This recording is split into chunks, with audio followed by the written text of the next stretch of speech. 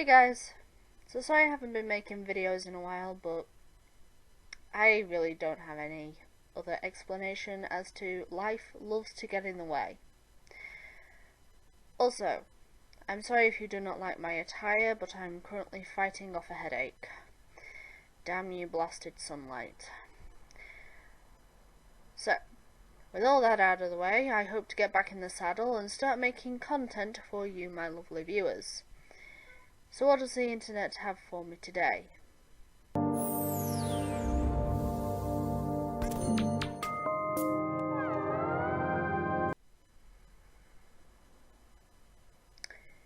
She's back. My old foe. That old Jabberwocky. I need to sharpen up my Vorpal sword. In the late 90s, developer Rare wanted to replicate the success of their landmark 1997 shooter GoldenEye, but didn't want to make another James Bond game. Instead, they began work on a science fiction spy thriller called Perfect Dark. For the game's star, they wanted to create a striking new type of special agent who wouldn't just live in James Bond's shadow, so they drew inspiration from figures ranging from Joan of Arc to the X-Files' Dana Scully. Her name was Joanna Dark. A few years earlier, Eidos Interactive's Lara Croft had rapidly become one of the most famous and recognizable game characters of all time, so it was reasonable to think that an action game with a female protagonist could be a smash hit. Alas, Joanna Dark never quite reached the levels of fame occupied by Lara Croft, but Perfect Dark was still a big success. Yes, I think I remember this game, but I didn't have a Nintendo 64, so what was the point in me getting it? Plus, you'll have to forgive me, I was more interested in Diablo, Tomb Raider, and Pokemon. Let's take a look at a commercial for the game. Welcome to 2023. Big businesses now merge with alien nations. An ancient war is being fought under the sea. The president is about to be cloned. And it's your job to try and save the world. So you've got an important decision to make. What are you going to wear to work?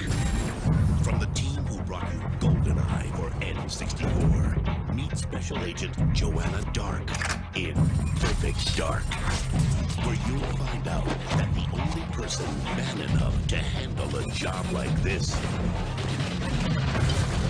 is a woman. Can you imagine an ad exactly like this, only with Marcus Phoenix or Master Chief getting out of bed naked, taking a sexy slow-motion shower, putting on his sexy underwear, and the narrator saying that he has an important decision to make? What is he going to wear to work? Yes. Yes, I can. Welcome to 2016. There's a war out there. Somewhere. You're not sure where exactly. Anyway, the important thing is you're Special Agent Jake Grimshadow. It's your job to save the world. The only question is, what are you going to wear? Wait, what? What? A commercial like that would never happen, nor should it. Why not? Why shouldn't adverts like that exist? I mean, it's not like adverts like that don't exist already, because they do. Here's one example. Hello, ladies. Look at your man. Now back to me. Now back at your man. Now back to me. Sadly, he isn't me. But if he stopped using lady-scented body wash and switched to Old Spice, he could smell like he's me. Look down. Back up. Where are you? You're on a boat with the man your man could smell like. What's in your hand? Back at me. I have it. It's an oyster with 2 tickets to that thing you love. Look again. The tickets are now diamond. Anything is possible when your man smells like Old Spice and not a lady. I'm on a horse. That's just one example, but there are other adverts out there in a similar context in a similar fashion. Diet Coke adverts and Calvin Klein adverts use similar techniques.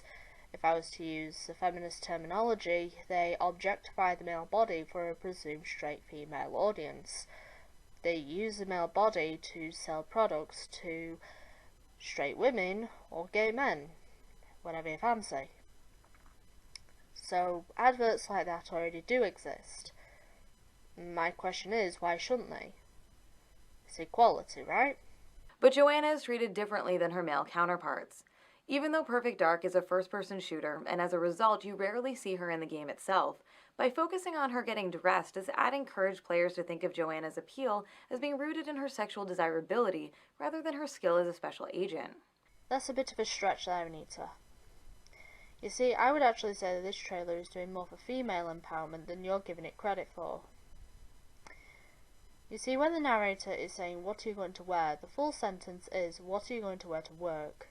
That's when the actress playing Joanna Dark in the trailer opens up a munitions closet that was hiding behind the fashion closet.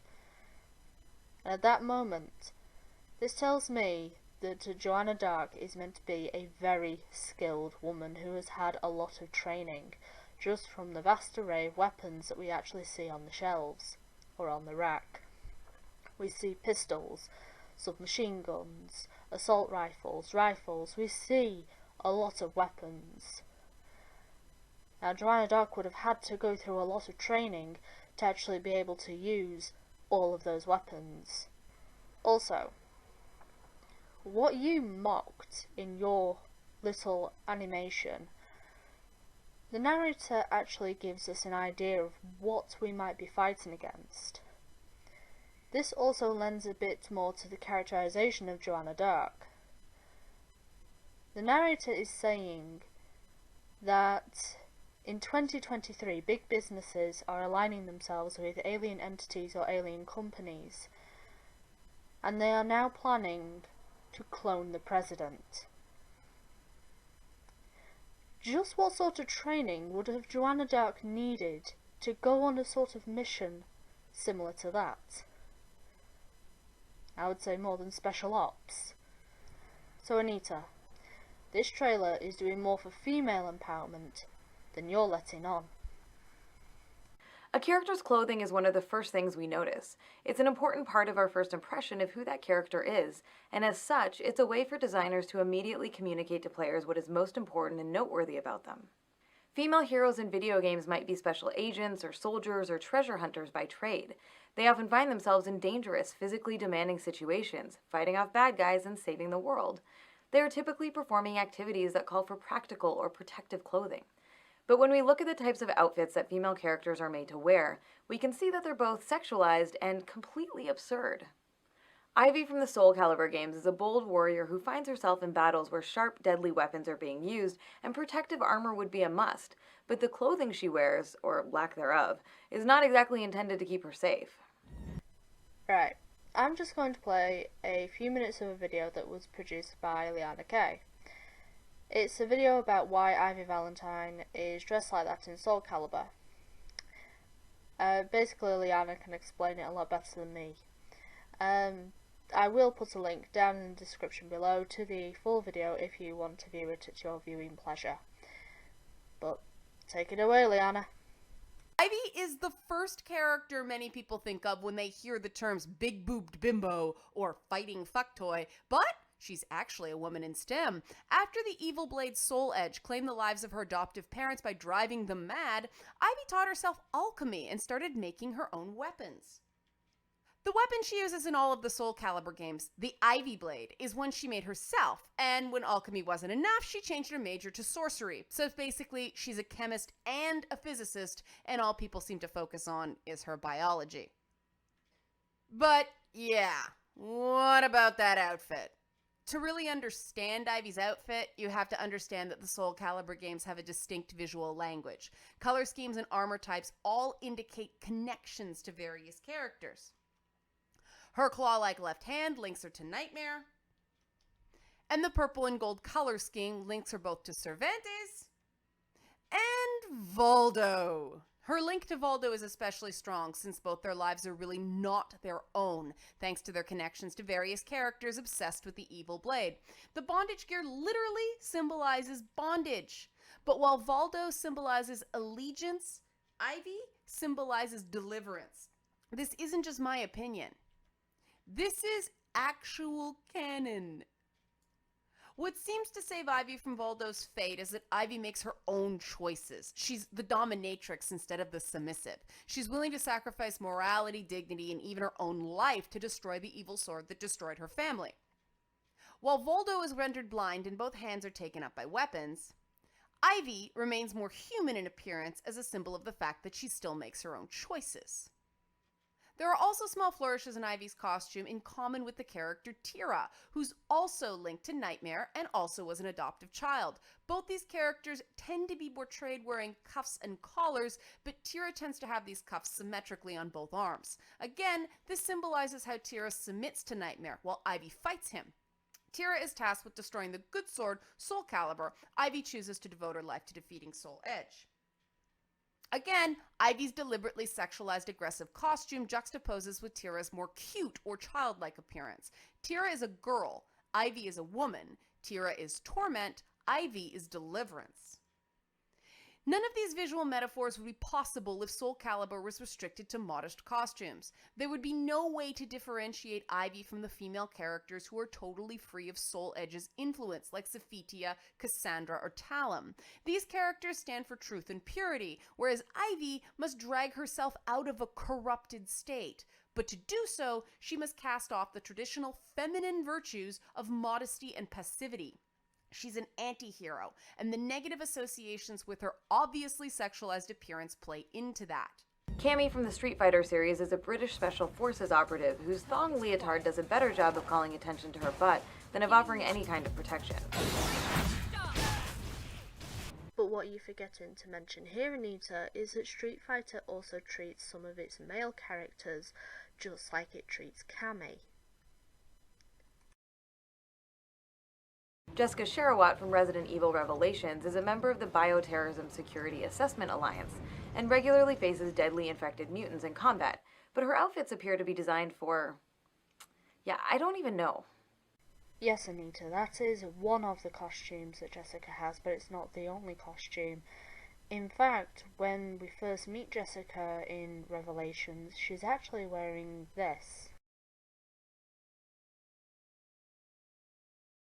I will agree with you, Anita, that this diver costume is a bit weird and a bit out there. But maybe there's more to this. Just like how Ivy's costume represented the different connections that she has to people, as well as her deliverance from Soul Edge, maybe there's something more to this. I did a bit of research, and I'll leave a link down below to Jessica's wiki page, but there was a little snippet right down at the bottom, which reads like this.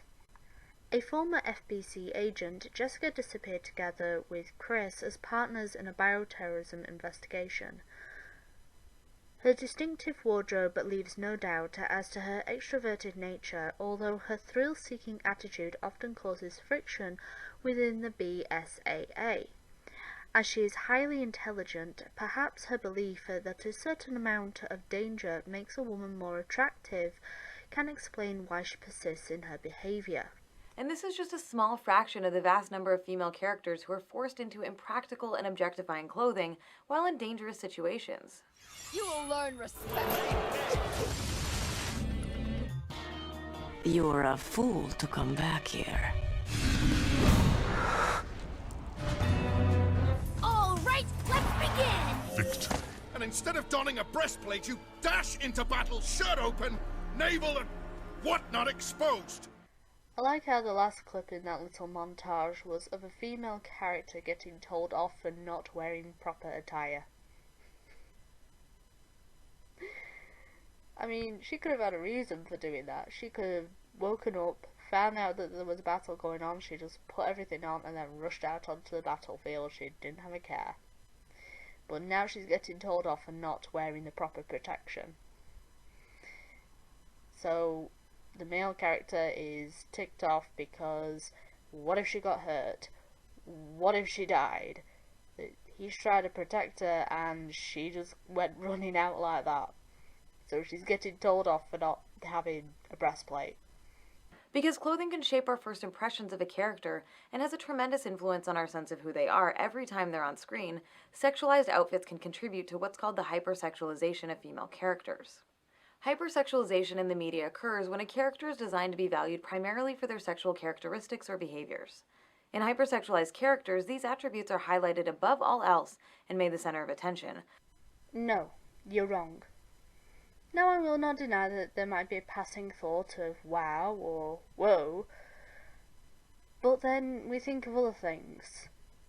How can this character be played? Is this character easy or difficult to play as? Can they coordinate well? How is the characterization of this character? Are they a good character? Or do they just get on your nerves?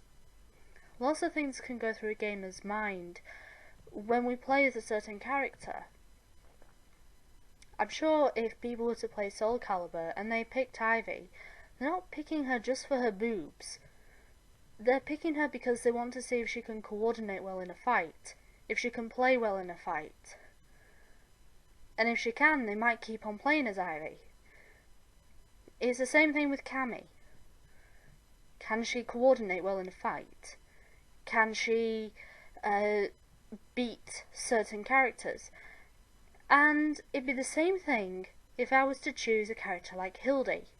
Can she coordinate well? If she can, I'll keep on playing as her. But if she can't, then I won't. Just because she's covered in armour from head to toe doesn't colour my decision on that decision whatsoever. It's all about how the character can be handled, not boobs. So you're wrong there, Anita. While everything else about the character is made secondary.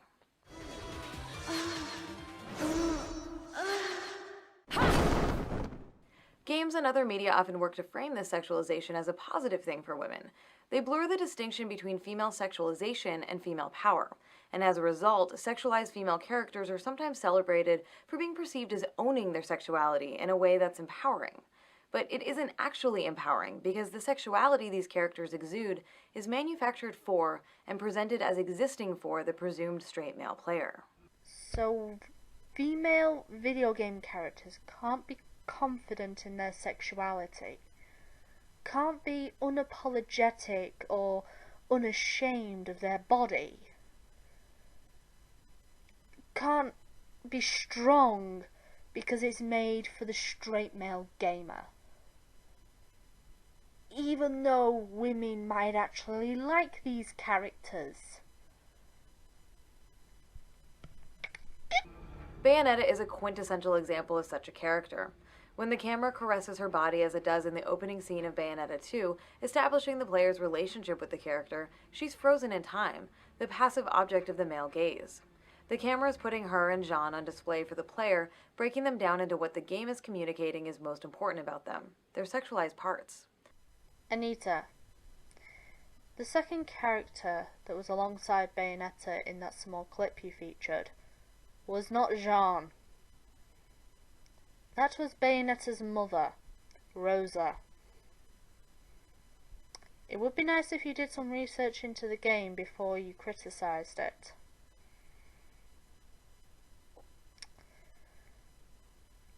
But that being said, how is that shot any different from this?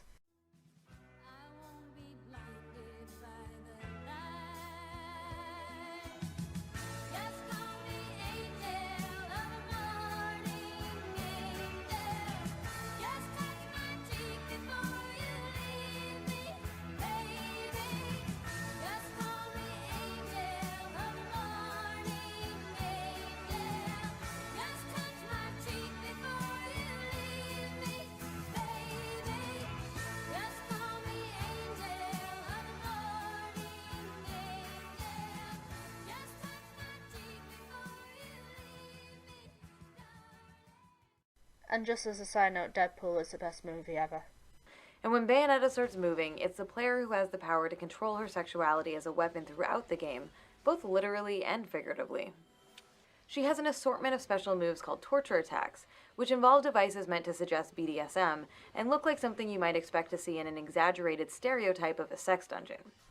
But these sexualized moves have nothing to do with sex, they just obliterate her enemies. And a number of her attacks literally leave her naked, because you see she's attacking the enemies with her hair, and her hair is also her clothing, so when she's using her hair to attack her enemies, it can't be covering her body, and First off, it's not like she's totally naked, Anita. You can clearly see that. Anita, I also want to thank you for acknowledging the criticisms that you received regarding your Bayonetta video. You know, the one that you actually tried to delete, but everybody kept on commenting on it because everything on the internet lasts forever. Even though you're doing it mockingly, I would like to thank you for acknowledging the criticisms that you received. Thank you. But if you want to understand Bayonetta, honestly I don't think you do, because I think she's your most hated video game character. If you want to understand the game Bayonetta, or Bayonetta as a character, then it's quite easy just to say this. The world of Bayonetta and Bayonetta herself is the reverse mirror image of Dante in the world of Devil May Cry.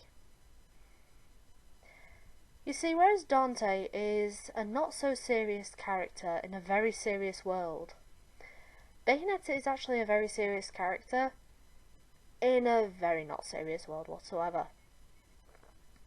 But to look deeper into this, the theme of the game Bayonetta is sexiness and femininity. You can actually tell this with the little flourishes that it actually has, like whenever Bayonetta gets injured, instead of blood, we see rose petals, or the targeting system being a red lips. So there are little flourishes like that. Even the music, which Hideki Kamiya actually describes using beautiful instruments to enhance this femininity. Her torture attacks, you could say, because her powers literally derive from hell, or more specifically Inferno, that's why they're torture attacks, that's why they're a bit BDSM. You know, maybe that can explain why her powers are like that. But the theme being sexiness also explains her movements. As for her hair, well, part of the inspiration for the game actually comes from European, or more specifically, Scandinavian mythology, where it states that a witch's power is held within her hair, or magical properties reside within her hair. So if Bayonetta's weapon, or main weapon, is actually her hair, it would make sense that her hair would be the best defensive weapon, her suit, and her best offensive weapon, her summons, and the wicked weaves. So whenever she needs to switch from defense to offense, she needs all the hair. Especially when she's summoning somebody like Madame Butterfly. She needs all the hair she can get. But then again, you're trying to explain why she strips in a game where you can kill and fight angels sent from heaven, or Paradiso in this game. You spend most of the game in Purgatory, or Limbo, and you can summon infernals from hell, or Inferno,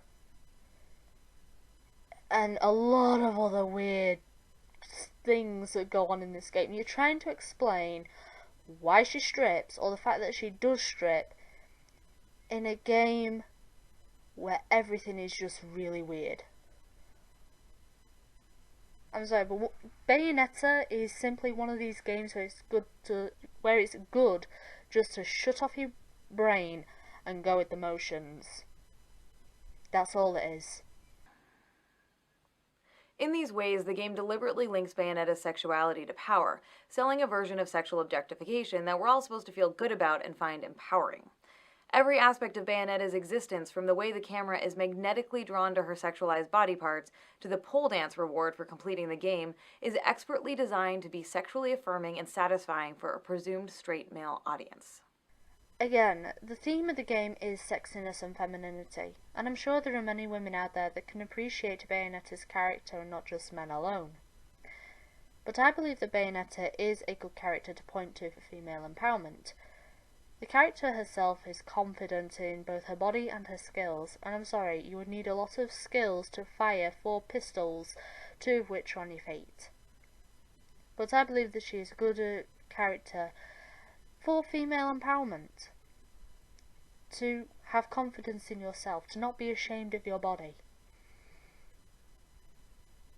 How is that bad? If it seems like I'm frequently repeating the fact that the player is presumed to be a straight male, that's because it's vital to remember. This presumption influences and shapes so many creative decisions that are made in the development of many games. Let's see, target market mostly male, 18 to 24 years old. Interests, senseless violence, high-tech weaponry, pain, humiliation. Hey, maybe this'll do the trick. I don't know about you, but that broad generalization seemed really sexist. That just seemed really sexist to me. That's assuming that that sort of demographic would only respond to that sort of thing. Of course, characters like Bayonetta are a fictional fantasy. Boy, I wonder what gave you that idea. But in reality, we exist in a culture where women are often valued primarily for their sexual desirability to men. So while characters like these are incredibly powerful in the physical sense, able to slay entire armies and bring down gods, there's nothing empowering about the fact that they are sexually objectified. First off, Anita, men and women sexualize themselves and each other in vastly different ways. Whilst women might actually look for strength in men, men might look for fertility in women. To each their own. But here is my question. If these, to use feminist terminology, hypersexualized female video game characters are damaging to women in the real world, then how come hypersexualized male characters aren't damaging to men in the real world? In fact, this connection between objectification and empowerment is extremely damaging. It's harmful to women because rather than asserting that women have intrinsic value as people, it communicates that the kind of power available to women comes from men finding them desirable. And it's damaging to men because it suggests that women who are liberated and empowered are also women whose sexuality is always available to men. So it's damaging for women because then women get sexualized, objectified, and perved on. And it's damaging for men because it makes them perverts. There are studies that show that video games cause sexism, that make men into perverts. I mean, there weren't any studies to prove that video games make people more violent, so where are your studies to show that video games make men more pervy? Cite your sources. Citation needed. When we conflate the sexualization of women with power for women, we internalize this harmful myth and begin to think sexualization is the only way to achieve gender equality. Then maybe, Anita, a good start to that would to stop treating all women like the victims and all men like they're perverts, the sexists, or monsters under the bed. But the truth is that sexualization doesn't actually bring us any closer to equality. In her book Enlightened Sexism, Susan J. Douglas sums up the issue. Under the guise of escapism and pleasure, we're getting images of imagined power that mask and even erase how much still remains to be done for girls and women. Images that make sexism seem fine, even fun, and insist that feminism is now utterly pointless, even bad for you. True power here has nothing to do with economic independence or professional achievement. It has to do with getting men to lust after you and other women to envy you. So media and other art forms should stop representing women as strong, empowered, sexually empowered, in control of themselves, because that's bad for women because women are no longer to be perceived as victims. And therefore feminism doesn't really have a leg to stand on. Some gaming fans have come up with all sorts of ridiculous defenses for the sexualized costumes female characters are often made to wear, like the idea that they dress in these outfits as a tactic to help them distract their male opponents. It's not unheard of for developers to sometimes rely on this harmful logic too. The super intelligent AI companion Cortana from the Halo franchise has always been depicted as naked. Seriously? Okay guys, confession time. I have never played Halo.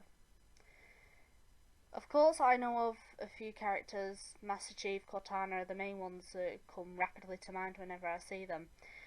And I do know of a few other bits and pieces of information here and there from what I picked up on various videos scouring YouTube.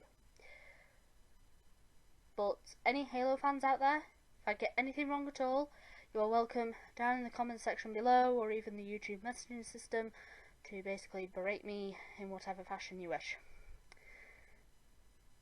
But I have never thought Cortana was naked. And this is an opinion from somebody who's never played Halo. But I've never thought Cortana was naked. When I first saw Cortana, I knew she was an AI. I think she is Master Chief's personal AI. But I knew she was an AI. So my logical thinking kicked in gear. Maybe the AI used its intelligence to determine that because Master Chief was a guy, he might appreciate a woman, a female form, or a female voice. And Cortana simply detailed the face, took on the feminine form, but only detailed the face, and her AI design took over the rest of the body. So it kind of looked like she was wearing a skin-tight suit. I never really thought of Cortana as naked. I then later found out that Cortana is actually designed off another existing character within the game, but I've never thought of Cortana as naked. So this is. And when asked about why this is, franchise director Frank O'Connor said, "One of the reasons she does it is to attract and demand attention, and she does it to put people off so they are on their guard when they're talking to her, and that she has the upper hand in those conversations. It's kind of almost like the opposite of that nightmare you have where you go to school in the nude and you're terrified and embarrassed. She's kind of projecting that back out to her audience and winning intellectual points as a result." Meanwhile, male AIs in the Halo universe do wear clothing. The idea of them trying to win intellectual points by walking around naked is ridiculous. But we rarely question the extremely widespread association of sexualization and power when it's applied to female characters. Okay, so how do you explain this character? And this character? And this character? And how do you explain that black box is literally a black box? Now there are many other AI characters within the Halo universe and the Halo lore, and down below I will put a link in the description to a full list of the AI characters that are in Halo. But at the end of the day, these AI characters are simply computer programs, and they choose a design that will possibly be more functional for the priority at hand. Whether they are more of a liaison type AI, so they would take on a more humanized appearance, compared to a more inanimate object type of appearance like black box, that is simply, what is it, like a security black box? Makes sense. But would it have made any difference if Cortana was, say, a sphere? All the characterization was there, the connection with Master Chief was still there, but she had no form. She had no humanized form, she was just a sphere. Maybe that's what gamers like about Cortana, was the connection between her and Master Chief. Not for the fact that she might be naked. Again, I never thought Cortana was naked. But the connection between her and Master Chief was incredible. Even I could admit that. So maybe that's what gamers like about her. Maybe that's what gamers are drawn to. But again, these AI programs are simply that, programs, and they will choose a design that is more suitable to the task at hand. Usually the games themselves don't go into much detail to explain or justify why female characters are sexualized. Players are simply meant to unquestioningly accept the impractical outfits these characters are wearing. Sometimes, however, as in the case of Quiet for Metal Gear Solid 5: The Phantom Pain, developers build convoluted and absurd tales about a character's past into the game in an attempt to justify their blatant sexualization. She, refuses to wear clothes. The last staff member who tried to dress her, breathing through tubes. Other than that, she's completely cooperative. She understands English, but she never speaks, sweats, or breathes. What? Well, not with lungs, at least. She breathes through her skin. Clothing would suffocate her.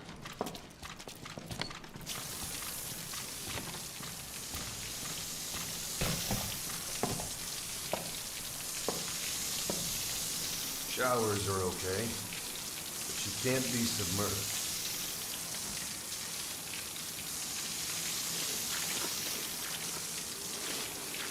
What's wrong with her? She's drinking through her skin. So, you see, she can't wear clothing because she breathes through her skin. These ludicrous narrative justifications don't make it okay.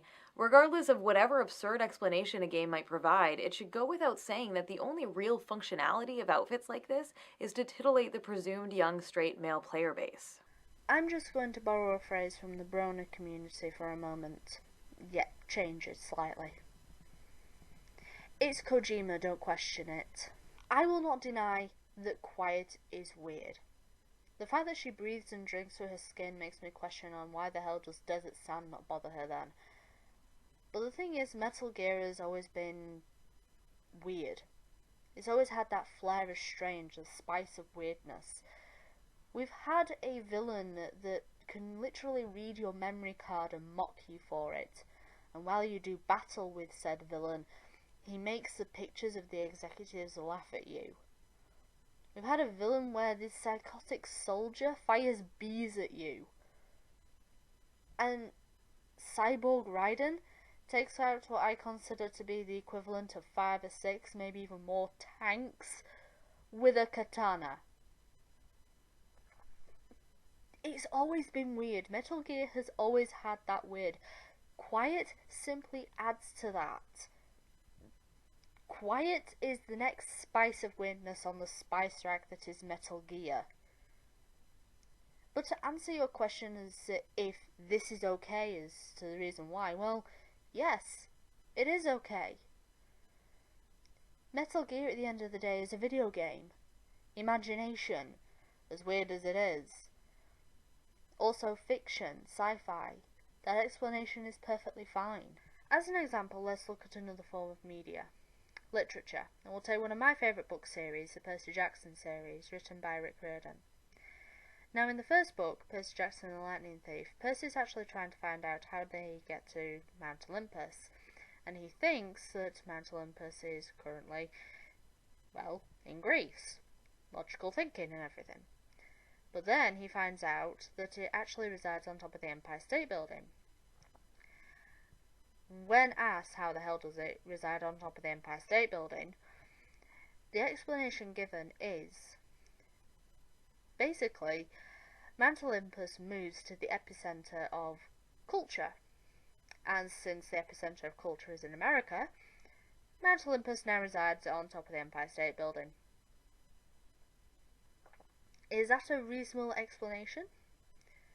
Well, in a fantasy world where teenage demigods fight minotaurs and harpies, where centaurs have magical wheelchairs where they can hide their horse half, and satyrs use fake legs to hide their goat legs and use crutches, and where, well, other magical beings reside, and there's a magical camp hidden by the mist so that human eyes can never find it, and also where the entrance to the underworld is actually located in a job search centre in Hollywood, which, when you think about it, is very apt, and where Percy can actually fight the Greek god Ares on a beach.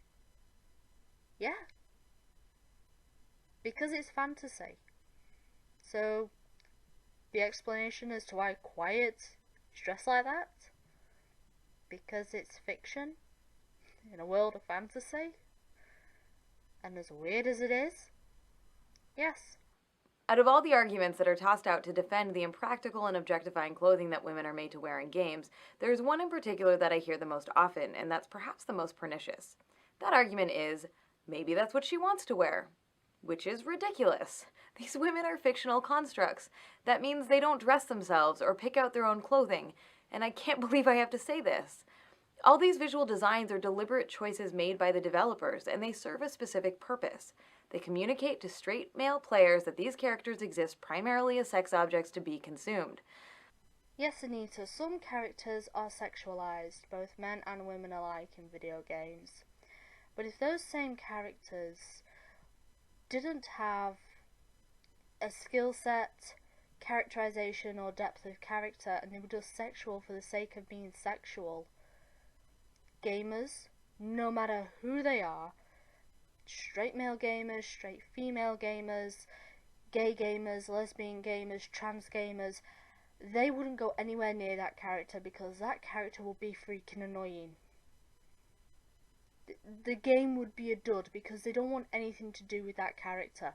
Now, some people might like a character being sexual for the sake of being sexual, but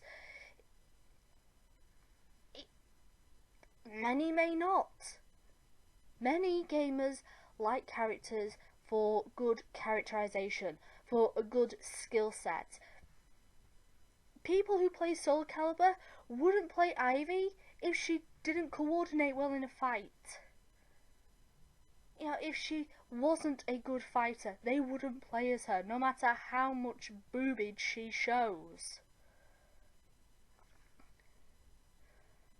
So, I'm sorry, if a game developer made a character to be sexual for the sake of being sexual, gamers wouldn't like that. In doing so, they also reinforce the larger notion in our culture that the value of real human women is determined largely by their sexual desirability to men. It's not hard to imagine what more practical clothing options might look like for some of these characters, but if you're having a hard time envisioning that, I'll let you in on a little secret. For those of you who aren't familiar, there's this thing called a sports bra. Sports bras are designed to keep breasts held in place to better facilitate athletic activities. In other words, they're used to prevent jiggle physics in real life. As somebody who has procured many a sports bra within her day to prevent said jiggle physics when she was younger, let me tell you now, Anita, they don't do shit. In the real world, there are many female martial artists, athletes, and women in combat roles that developers could use as inspiration when designing and dressing their female characters. It's important to note that the amount of skin shown is not the crux of the problem. Many female athletes wear minimal, form-fitting clothing because it's more conducive to their activities. However, their outfits are not designed with the primary goal of sexualizing the athletes for the benefit of spectators. The problem of female characters wearing impractical, sexualized, and objectifying attire and being put on display for players is not a difficult one to solve, and developers already know how to do it. Even many fighting games that have several sexualized female characters on the roster often have one female option who is in more practical attire. Get ready! The Dark Souls games are generally pretty good about not making armor appear significantly different on female characters than it does on male characters. They might have made that decision because sexualized female armor, as you put it, wouldn't look right in Dark Souls 3 or any of the Dark Souls games. It just would not look right. So, female characters have similar dress or exactly the same dress as male characters because it fits. That's it. Natural Selection 2 and XCOM also have examples of women in practical armor. And Assassin's Creed Syndicate put female gang members in outfits very similar to those worn by male gang members. None of this is to say that characters in games should never be sexual. Far from it. Sexuality and sexualization are very different things. The sexualization of female characters is about designing them, dressing them, or framing them in ways that are specifically intended to be sexually appealing to presumed male viewers or players. Women or anyone who happens to like the female form. Not just men. And sexuality, on the other hand, exists for themselves and for those that they care to consensually share it with. And sexuality can be expressed or experienced in any kind of attire. Come here, lover boy! Unfortunately, examples in games of female characters expressing sexual desire in ways that aren't sexualized are exceedingly rare. These next few examples aren't great depictions of what we're talking about, they're just some of the only examples that exist at all, which serve to illustrate how rare it is for female sexuality in games to be presented in ways that are humanizing rather than sexualizing. The Last of Us Left Behind features female characters who express romantic feelings for each other, rather than exuding a sexualized energy that is directed outward at the player.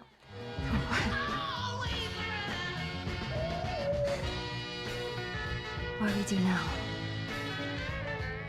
We'll figure it out. They're kids. Ellie is 12 that I know of. Why would we sexualize a 12-year-old? And in Firewatch, though it's only heard and not seen, Delilah expresses sexual desire for the player character Henry. I wish I was over there. I wish you were too. We could sit outside. We could talk without these radios. We could, you know. These moments aren't presented as titillating morsels of sexuality for players. Rather, they function as expressions of the character's sexuality that deepen our investment in the characters and their relationships to each other. To clarify, the act of sex isn't the problem, but rather how it's presented.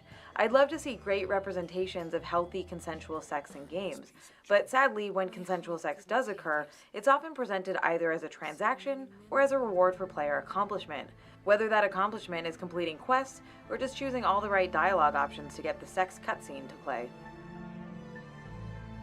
Romance options are just that, optional.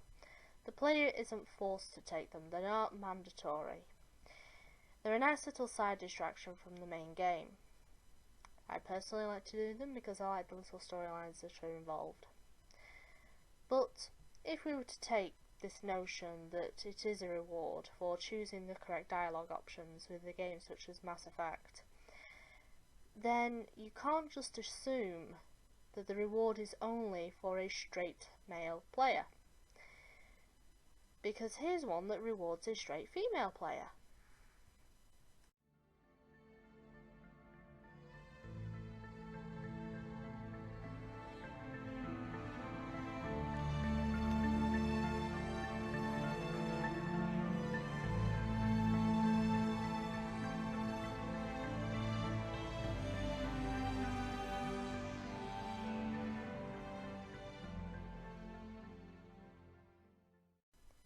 And here is one that rewards a gay gamer.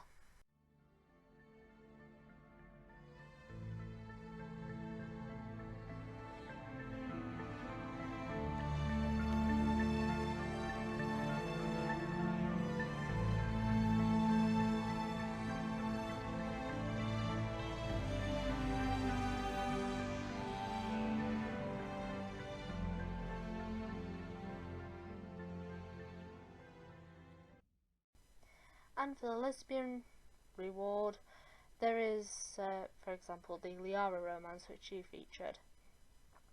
But basically any game with a romance option, it is simply that, Anita, an option. It is not mandatory. The player is not forced to go down that route. When fictional female characters in games are dressed in impractical armor or clothing, it encourages players to view them as sex objects, and reinforces the already pervasive and harmful notion in our culture that sexualization is the most viable or only real route to power for women. By contrast, when those characters are dressed in clothing that is truly practical and functional for the work that they're doing, and when they express sexuality and sexual desire in ways that aren't served up as sexualized treats designed primarily for straight male players to consume and enjoy, it encourages players of all genders not to view those characters as sexual objects, but to be invested in them as people. So at the end of it all, guys, what was really new about this video? Her earrings. Yeah, she has ditched the basketball hoop earrings and has gone for what looks to be the Illuminati symbol. Maybe we should be worried. But nothing else was really new about this video. She's still demeaning and belittling men. She's still saying that sexy video game characters shouldn't really exist without a proper good damn reason. And she's still not realising that video games are merely fantasy, where anything can go because it's fiction, sci-fi, it's imagination. So yeah, And as a little message from me, I would like to thank everybody who has subscribed. I never thought I would reach 200 subscribers. You know, people make a big deal about 500,000. I never thought I'd reach 200. So thank you for everybody who has subscribed and putting up with me. I know I'm absolutely ridiculous sometimes. So thank you for everyone liking my videos, subscribing to me just to blather on. So thank you everybody. I'll see you next time.